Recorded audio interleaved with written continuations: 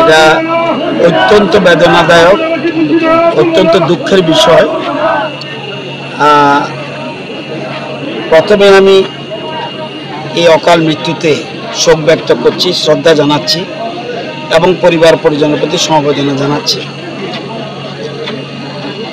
বলাই গোস্বামী এমন এক ব্যক্তি ছিলেন, ওনার দায়বদ্ধতা বেশি ছিল।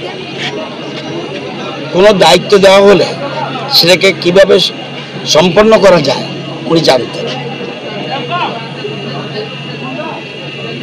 তাই আমরা এমন সময় এমন এক ব্যক্তিকে হারালাম, আমাদের দলেরও অপূরণীয় ক্ষতি হয়েছে এবং এই এলাকারও যথেষ্ট ক্ষতি হয়েছে।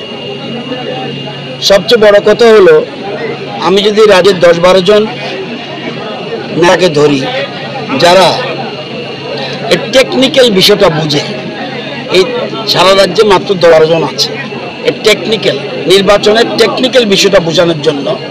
সারা রাজ্যের মধ্যে 10-12 জন আছে, এর মধ্যে বলাই গোস্বামী একজন। বিরোধী দলে 2-1 জন আছে, বাকিরা সবাই শাসক দলে। কিন্তু ওনার একটা এই জিনিসের টেকনিক্যাল বিষয়টা বেশি ভালো জানত। তো এটা দলের যথেষ্ট ক্ষতি হয়েছে এবং বিশেষ করে এইবার নির্বাচনে জেতার পর ওনার এরিয়া এবং বিশেষ করে বামুটিয়া ব্লক এরিয়া এবং পশ্চিম ত্রিপুরা জেলা পরিষদ এলাকায় বিভিন্ন কাজকর্মের উনি একটা পরিকল্পনা করেছিলেন এবং ডিএম সাহেবের সাথে কথা বলে, জেলা পরিষদের সদস্যদের কথা বলে একটা প্ল্যানিং করে ফেলেছিল। এবং এর মধ্যে আপনার আসার সময় দেখবেন গান্ধীগ্রাম বাজারে এখানে একটা মার্কেট, তার এই রাস্তাটা, আরও অনেক কিছু পশ্চিম ত্রিপুরা জেলা এলাকায় উনি করতে চেয়েছিলেন। ডিএম সাহেব একটু আগে আমাকে বলল এবং আমরাও জানি। তো ওনার মৃত্যুতে আসলে মানুষের যথেষ্ট ক্ষতি হয়েছে, এরকম লোক পাওয়া কঠিন। তো এটাই বলবো, আজকে আমরা অত্যন্ত দুঃখিত, ব্যথিত এবং ওনার এই এলাকার মানুষের কাছে বলবো, ওনার যে বাকি কাজটা যেন ওনার যে টিম ছিল তারা যেন পূরণ করে, সেটা বলা। কিভাবে পূরণ করছেন?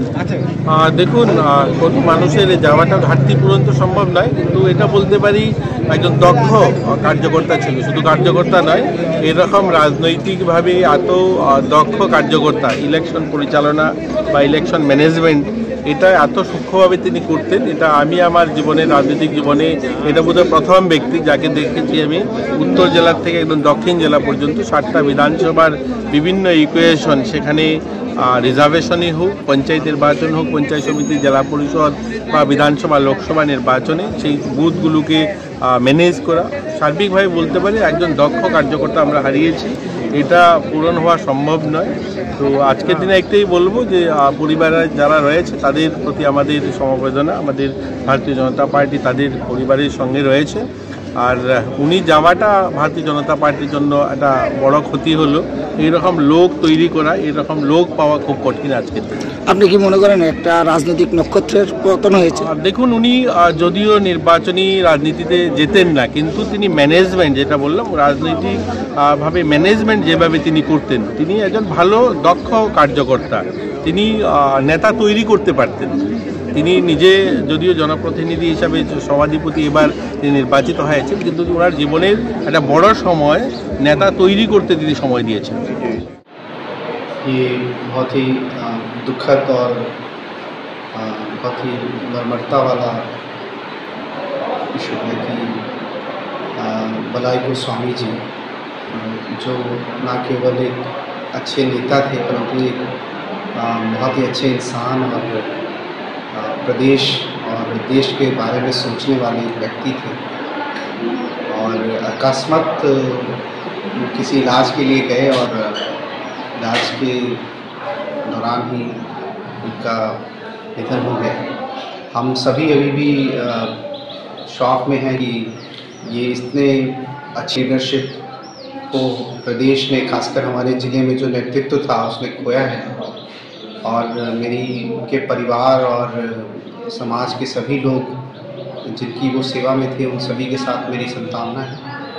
और मैं उम्मीद करूँगा कि जो सपना या जो इनिशिएटिव्स उन्होंने वेस्ट त्रिपुरा डिस्ट्रिक्ट और खासकर बलूतिया ब्लॉक के लिए लिए थे। हम सभी को आश्वासित करते हैं कि हम इसको पूरा करेंगे और ये उनके प्रति एक हमारी श्रद्धांजलि होगी और मेरी पूरी संतावना और पूरा सपोर्ट उनकी फैमिली में, इस दुखद वक्त में उनकी फैमिली और उनके रिलेटिव्स के साथ।